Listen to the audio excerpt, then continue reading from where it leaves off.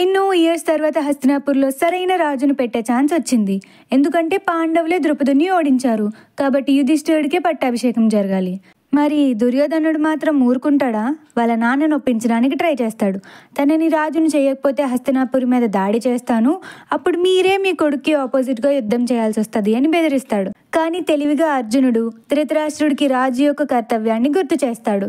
ఇంకేముంది, యుధిష్ఠిరుడికే పట్టాభిషేకం చేస్తారు.